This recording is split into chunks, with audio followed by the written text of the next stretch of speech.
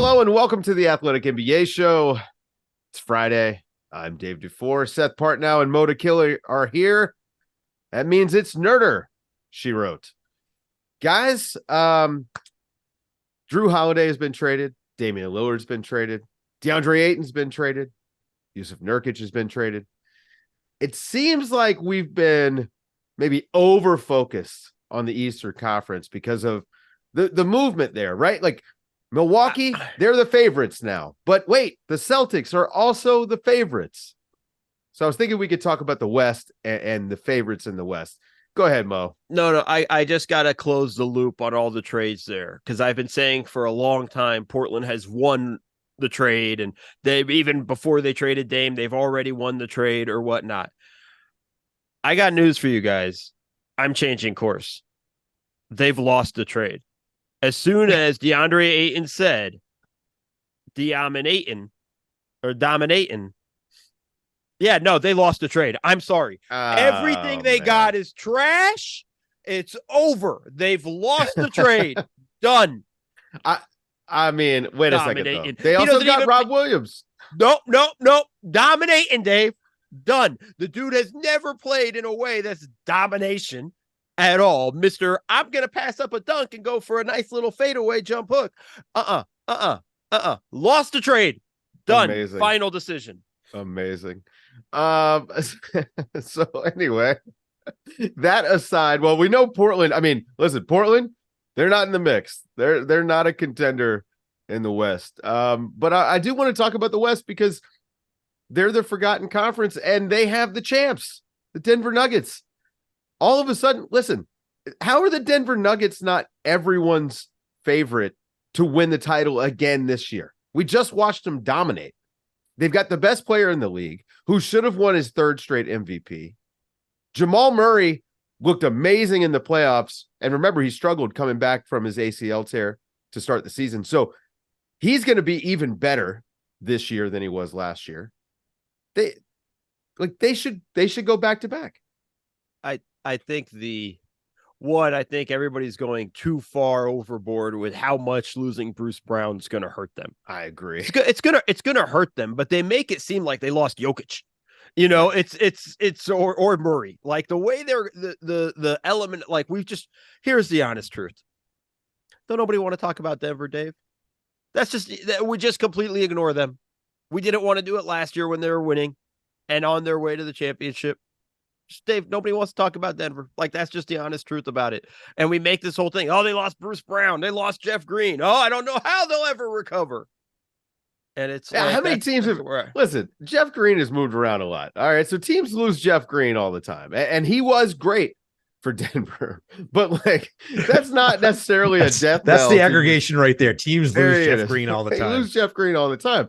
I mean, but they've still got again Michael Porter Jr., Aaron Gordon. They're big, which we know like is important. They're athletic. They can shoot. I just they're a really good basketball team. I mean, they bring back their starting five. They've got continuity. Seth. So, first of all, speaking of continuity, we're now tipping off our 5th season together. That's right. 5 years. This is exciting. Man, we're on halfway to the Fast and Furious franchise. Never thought I'd be with working with Seth this long. Never thought I'd be with Seth this long. What Modern Family went 11 seasons? We could do at least that. Yeah. So part of it is, I think part of wanting to, why isn't Denver the winner, is we have this tendency of wanting to say, well, they won the title and that's the only thing that could have happened. When I think we've been talking about most of last year, even the year before that, about how kind of open it is. And like, does any team have more than about, a 20% chance to win the title of any of this large group of teams? And I think it's the same going into this year. Should Denver be considered to have the highest probability among all the teams? You could maybe argue that, but it's still, there's no team that you're going to say is like, oh, they're 40% to win the title. They're greater, they're odds on to win the title. There's nothing like that. Obviously nothing close to the Warriors during the KD years. So, I mean, that's part of it, is there's too many teams to talk about and they kind of get lost in the shuffle of some teams made big moves and some teams come from different markets, and so we just kind of forget about them almost. We you know what we do? We pat them on the head and say nice championship and talk about everybody else. Man, we've been patting this Nuggets team on the head for a while, but I mean, again, they're very good. Is part of it because we know who they are? Is the continuities? I'm not gonna say work against them, because this is about more about conversation than it is about actual on-court play. But is that it? Is it just I'm comfortable with them, I know what they're going to be? Yeah and no. I mean, like, we didn't have a problem having those conversations with the Warriors, and I think that's kind of one of those things. I think there's an element of like, yeah, look, we know what they're going to be. I'm fascinated to see how they're going to play this season and how they're going to go about it. Are they going to go, foot on the gas pedal, go all out? Are they going to, hey, we're going to give Michael Porter Jr. a larger role and have him kind of play more on the offensive end, so to kind of take the pressure off the other guys and kind of develop that in our system and into our continuity and all of that stuff? It's like there's a lot of questions to ask about them. And yeah, they have to figure out how to replace Bruce Brown, and I think that's going to be important. Can Christian Brown do that? What are the young kids going to do? Like, there's a lot of interesting questions to talk about with Denver that I think is just kind of getting ignored. And I just think, again, it's as Seth says, pat them on the head, brush them to the side. Let's talk about the other guys. Should we talk about the other guys? I mean, it feels like all roads to the Western Conference championship, to the finals. They're going to go through Denver one way or the other. Denver is for sure one of the top two teams in the West, I think, when it's all said and done. To me, barring an injury. To me, barring an injury, right? But just to me, they're they're in a tier by themselves in the West, and then it's everybody else. Like, they're, to me, a guaranteed contender in the West. Is it the Lakers? I mean, is that going to be the biggest challenge for them? I mean, they did just play, they swept them in the conference finals. Lakers have a little bit of continuity carryover from last season, a couple of changes here and there, but nothing huge to their core. And presuming health for LeBron and Anthony Davis, which, LeBron's getting up there, so you can't always just chalk that in there. But is it the Lakers or is it the Warriors? Who is it? Who's next? Who the Lakers are going to miss if they play Denver in the playoffs? Going to miss Dennis Schroeder. Like, I think they had enough problems with Jamal Murray as it is, and we like Austin Reeves. I don't think that's a good matchup. We like D'Angelo Russell less. And that's a worse matchup. So I think that's one of those. Now, that's a specific matchup. Fall off for them, but it's an important matchup. I think that's a big one. I just don't know if this is going to be the final Laker team. When you look at the kind of the signings that they made, the re-signings, that they have, like D'Angelo Russell and Rui Hachimura combined can make a nice little package there. Obviously they don't have draft assets to really trade anymore. I mean, it's kind of funny in that sense, but like, that it wouldn't shock me if there's another move that they can make in the course of the season that'll help with that stuff. But that's not the roadblock team, I think, for the Nuggets. I think for me, it's the Warriors. And I think, as it worked out for Denver that the Lakers beat the Warriors, because I think the Warriors would have given them a much tougher run. I mean, Steph Curry stresses defenses. Just fact.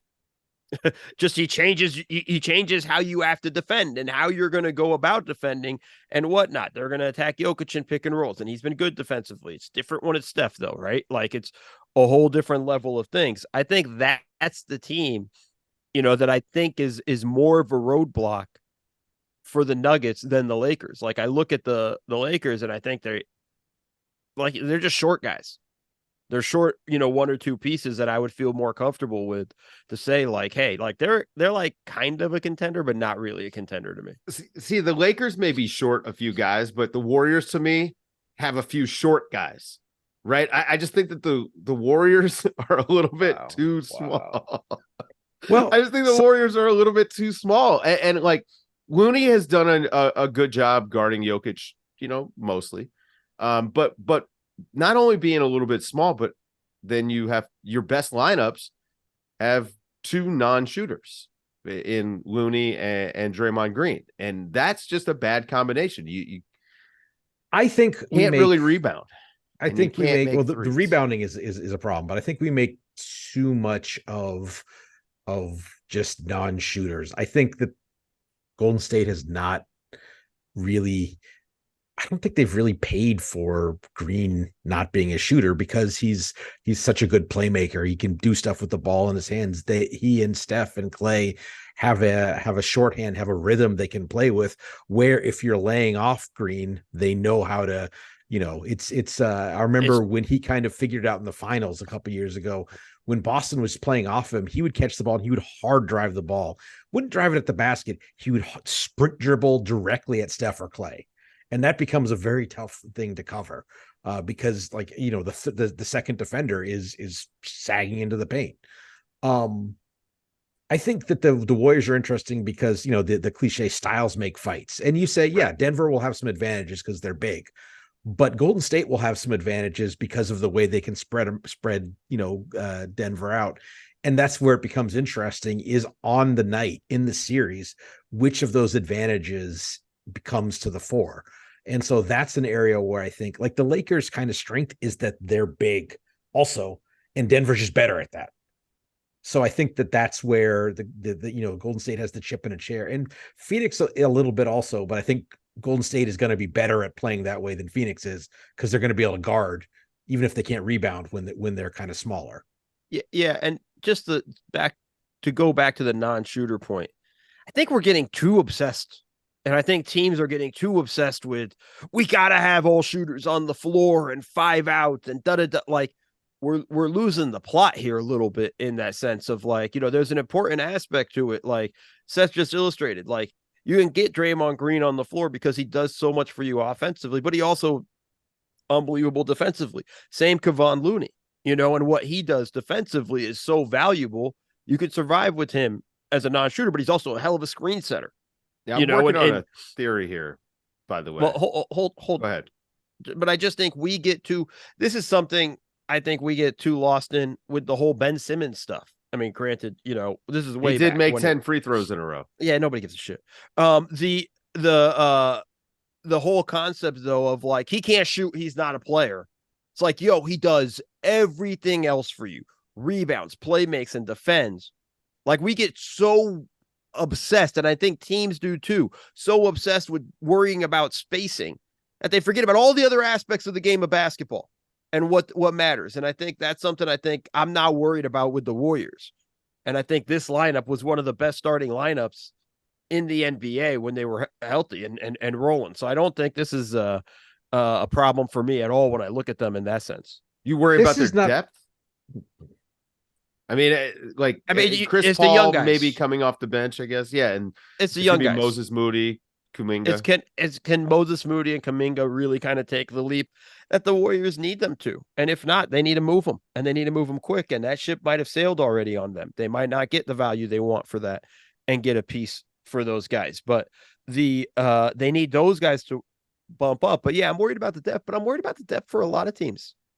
This is the league is spread out. There's not that much depth across the board. I think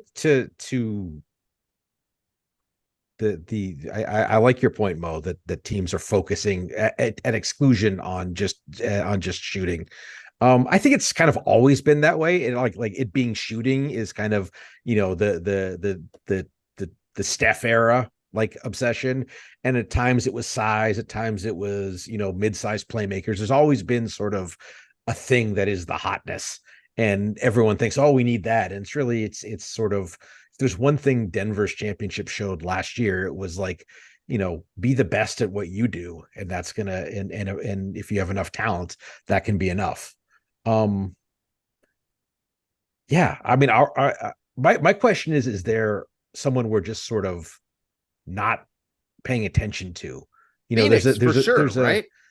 I know. I mean, Phoenix is getting mentioned, but is there someone from like that New Orleans, Sacramento, Oklahoma City? I mean, I think we all are kind of like, ooh, OKC. Well, New Orleans is theoretical, you know, and New Orleans is it's very dependent on Zion, and then who their fifth guy is going to be. I think, you know, I'm not sure. Like, is it going to be Larry Nance? Is he going to be healthy? Zion's health is the biggest question mark for that team, though. I mean, what are they, a 1 seed when he got hurt last year? They were, I mean, 1 or 2, but they were a force. Like, they were a team where all like, oh, okay. So, I mean, I think that we're kind of at a place where they'd have to prove it, you know? I mean, not quite a prove it on a championship level, because I don't think they're that team, but prove it as in a top 4 in the West for sure. I mean, if the Clippers are healthy, I think that they're going to be right there in the mix. I mean, we trust them on the court more than we trust them to actually stay healthy. And that's probably why we tend to overlook them. But to me, it's Phoenix. They just picked up Yusuf Nurkic, and I think that that's a bit of a downgrade from Ayton on an offensive standpoint for sure. We'll see about the defense. They're not going to ask him to do a whole lot. He's going to probably just mostly play drop, but they're not going to guard anybody anyway. So, well, so that's the thing about Phoenix, and why I think we tend to not take them seriously is the lack of defense. It's going to be, you know, they're going to win games purely by outscoring their opponent. I think their effort defensively is going to be higher than you guys are expecting. 1, Frank Vogel being a defensive minded coach is one thing. 2, they tried their asses off defensively in the playoffs. Like Devin Booker, this is the most intense I've seen Devin Booker defensively, really, at any point in his career. Like, locked into guys, rotating, switching, deflections all over the place. KD's better than people give him credit for defensively. Questions of health for sure. Beal, yeah, like whatever. Grayson Allen, average defender, but like he's going to try. He's going to make more effort in that sense. I just think and Nurkic wants to be a good defender. Nurkic wants to try defensively. I just don't think his body's where it's at. And I think that's going to be the issue for them, is that they're just going to be so slow in the back line with Nurkic. That's the problem for me defensively. But like, I mean, they're still contenders. You got to talk about them. They're definitely a team. They can light it up.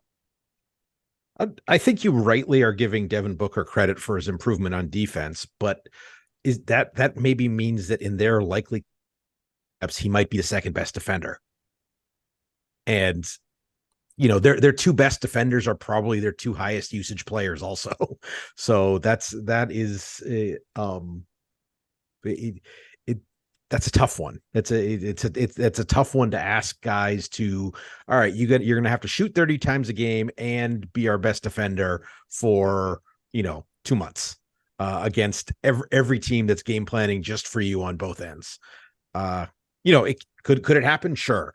Is that a tough road? I think that's a pretty tough road. What about the number 2 seed from last year?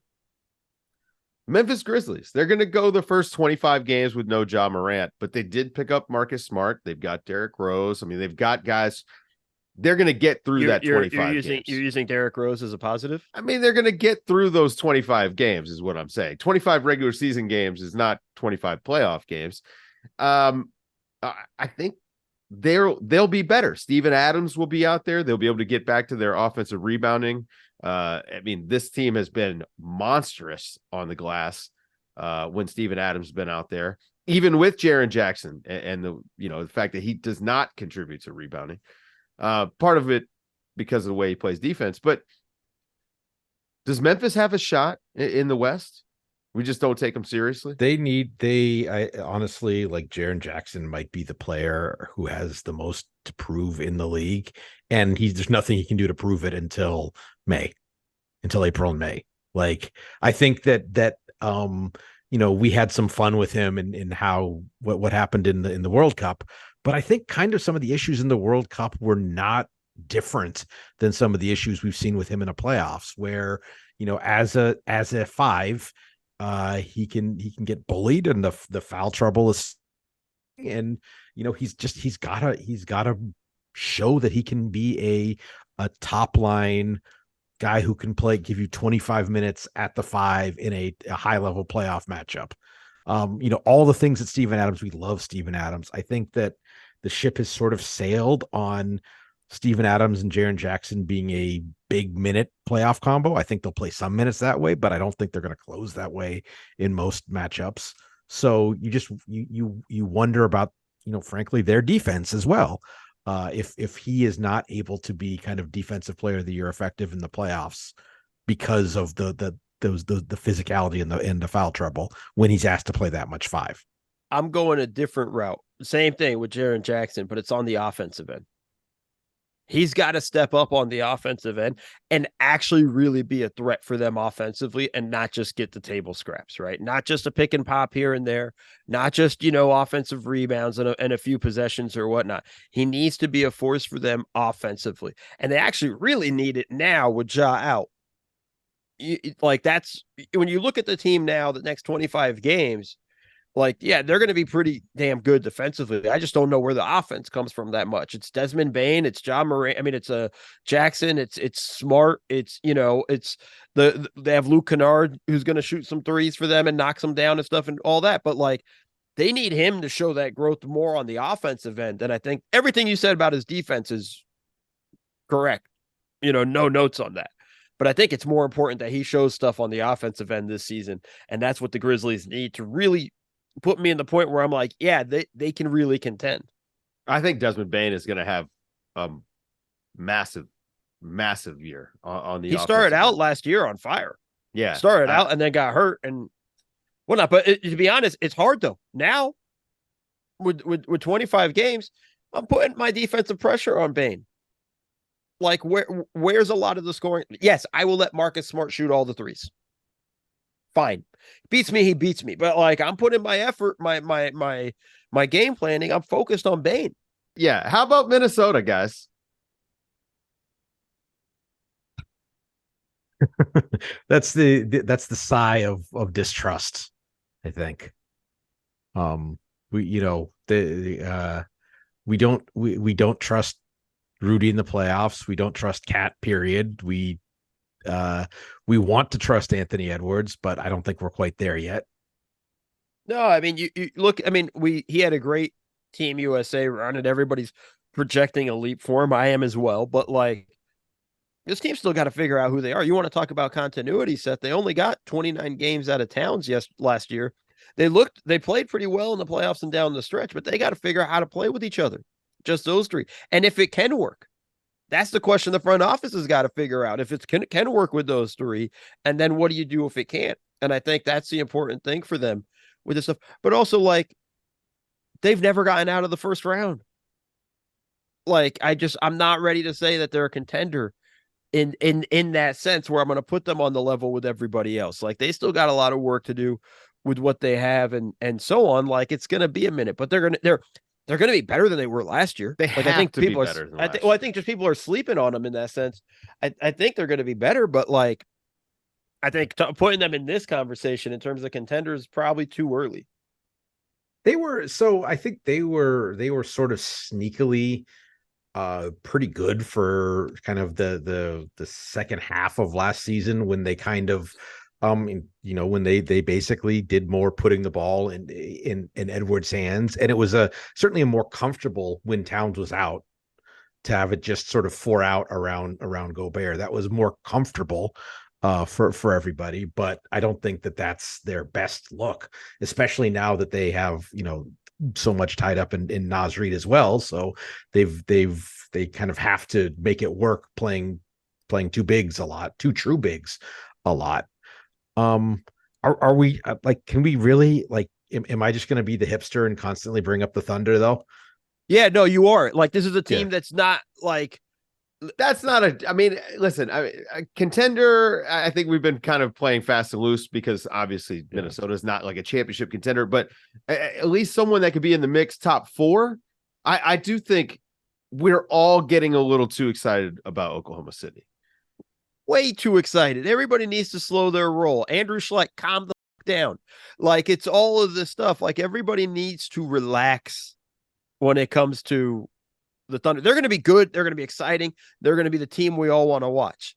We still got to figure out, what does Chet Holmgren look like? Because that's a huge piece for them. Skinny. Well, that ain't going to change. It's the same way as I look fat. It's but what does he look like on the court? Does he provide the rim protection presence that they need and the rebounding that they need? Because that was sorely missed last year. What's it going to look like with Giddey? Can he play off ball? Can he make enough threes? Is his shot, his 3-point shot has improved from last year to this, the last 2 seasons. What will it be this year? Will it climb up again where teams can actually have to defend him? Or is he going to be a liability in that sense? And yeah, he's a great playmaker, but he's also not good defensively. So then it really begins to hurt you having him on the floor in that sense. You begin to start trying to figure those things out. And I think it's just, we're all excited about the Thunder. Here's the thing people just got to stop doing. We got to stop zooming past the process of everything. You got to make the playoffs. You got to win a series. Like, let's start worrying about that and focused on that for them instead of talking about them as a top 4 team. Like, I think this is, the stuff that we get lost. Just because Sacramento did it last year doesn't mean another team's going to do it this year. The West is fucking stacked. It's a ridiculous year in the West. There's going to be good teams that aren't going to make the play-in tournament. And Sacramento, by the way, is going to be good again. So, there's not going to be that much room for upward movement, I think, from the bottom part. I expect the Lakers to be in the top 6, maybe even top 4. But other than that, I mean, it's going to be teams fighting for scraps. I mean, we're looking at a potential another season where the Mavericks don't make the playoffs. So I don't think it's a given that Oklahoma City is even in the play. Choice. It was a choice last year, Dave. Yeah, it was a choice last year, right? They chose from day one to miss the playoffs by a couple of games. But the thing about Oklahoma City, I've got some concerns because it seems like they want to play a little small as the league is getting big, and playing small with like younger guys. I don't know. Like Chet is going to be playing a lot of 5 for them. And he's an undersized 5. But their small guys are big. Are kind of big. I know. Yeah. And yeah. Some of them, they might be too big. Both Jalen Williams are big. Giddey is 6'8". big. Yeah. Shea is big. So maybe it's more like they're playing medium size than small. So I don't know, but we'll see how it works out defensively. It can work. It really can. I mean, I think they have guys like Dort, Williams, and those guys are solid defenders in that sense. But it's just too early, man. Like, how many games have they really played that mattered over the past 3 years? Like that's important there. Last year was the first year where games mattered for them. And I think, winning games mattered for them. The previous years, losing games mattered more to them. And that's an organizational shot.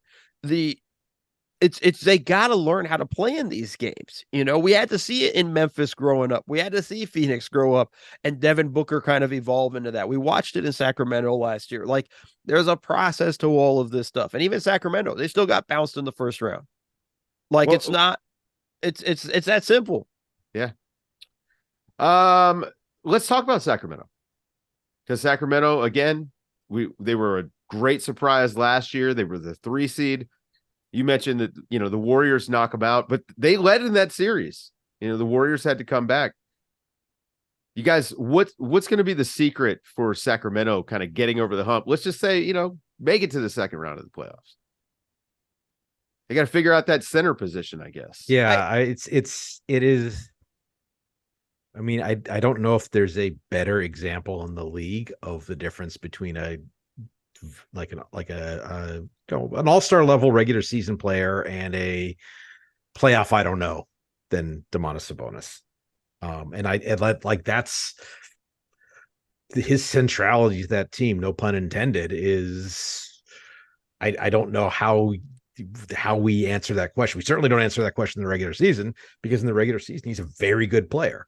I think if you want to say, like, where does that jump come from? It's like, is there more that does Keegan Murray, who was surprisingly ready to contribute in a very defined role as a rookie, can he expand? And that's maybe where maybe they find a way to make Sabonis less integral in a playoff setting if they get more from the perimeter attack of Fox and Murray and whoever else. I mean, I think Keegan Murray's the key to the season, to be honest with you. We know what you're going to get from Fox. We know Sabonis needs to be better in the playoffs, and he can only prove it to us in May. He's another one of those guys with Jaren Jackson in that regard. but like they need to diversify their offense a little bit. And I think it needs to be Keegan Murray, the guy that they kind of turn to in a third option, sort of tweak the offense and let him go in some ways. And I think there's a lot of that stuff. And I think this is a team that's going to have to experiment with that in the regular season. And that might come with a couple of, head scratching games and some losses and whatnot.